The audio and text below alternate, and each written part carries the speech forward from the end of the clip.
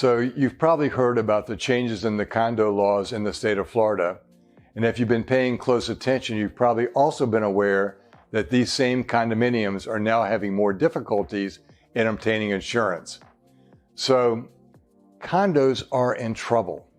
So we know that the new Surfside laws have changed the 40-year review to a 25-year review, and that deals with two things. It deals with the safety of the building. In other words, does it need concrete restoration? Are the balconies falling off? Do you have impact glass and storm protection? Do you have an adequate roof for safety and making sure there's no leaks and flooding? And also, with regards to insurance, can you afford the premiums? So buildings are feverishly working to bring their buildings up to safety, typically by special assessment. And they're special assessing to get those impact glass windows. They're special assessing for the roof. They're special assessing for the concrete restoration, including the restoration of balconies. And they're dealing with the safety issues first. Some other assessments are occurring regarding insurance premiums, because insurance rates have gone up in excess of 200%, some as high as 300% compared to last year's premiums. So buying a condo is a pricey proposition right now.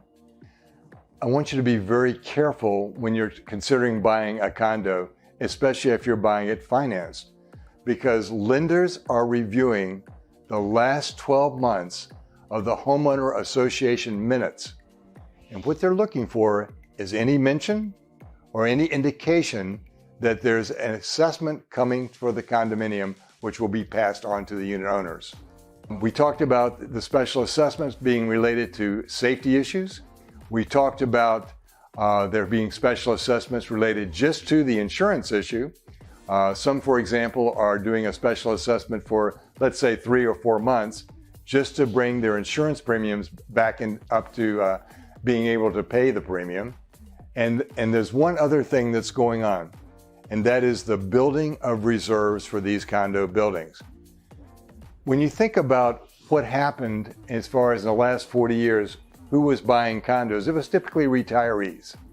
And oftentimes they were kicking the can down the road and avoiding any kind of maintenance issues or safety issues. And now all of a sudden we had the collapse of Surfside, Champlain Towers a couple of years ago. That has changed the whole complexion of condominium living. It's changed the financial outlook, and it makes it more incumbent upon you and your realtor to understand the real details of what's going on. Don't make the mistake of buying a condo without reviewing thoroughly their budget and whether or not there's a line item for their reserves, because many of them don't have it. And remember that the reserves are required by law now. So if you want to buy a condo and they say they've done special assessments for safety, know also the reserve function also is a requirement.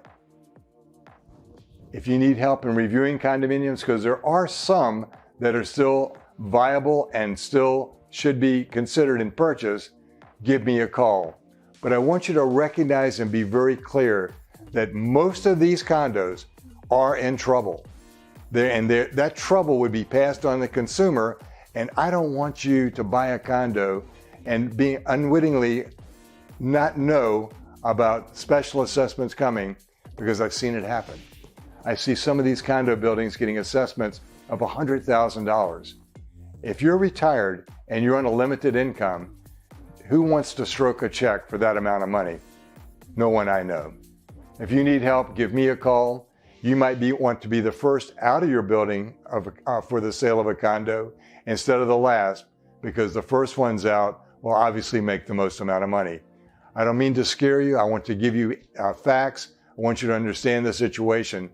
Condo living is a risky business. We expect foreclosures and further deterioration of the financial stability.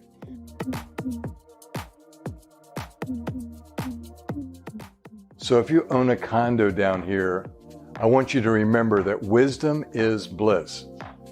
You own a condo and you go to sell that condo, and perhaps you're a part-time resident, a snowbird, that comes down to Florida from Thanksgiving to, say, Easter, And probably the only thing you do when you come down here is socialize with your buddies, go to the pool, go to the beach, but you're not really involved with your HOA. You need to be involved. You need to understand what's going on with the business and financial operations of your condominium.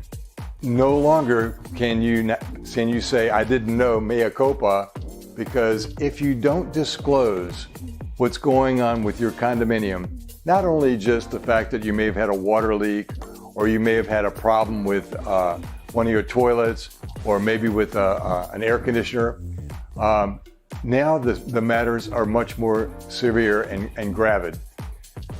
With the condominium Surfside laws, buildings are bringing these buildings up to safety issues first.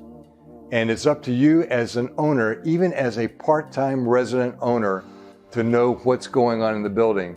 Because if you go to sell your property, you need to complete a seller's disclosure of all known facts about your unit and also all known facts about your condominium association. Don't open yourself up for lawsuit. Don't open your association up for lawsuit. Because if someone is harmed and you did not disclose it and you could have or should have known about that event, you're likely to be sued. Again, tell all, wisdom is bliss, because you know what's going on and you have the opportunity to protect the consumer as well as protect yourself. If you need help in filling out your seller's disclosure when you sell your condo, please give me a call. We have a strategy to help you document exactly what's going on with your condominium itself, as well as the building that you live in. I'm Gary Lanham. I'm with Coldwell Banker, and I can be reached at 954-695-6518. Thank you.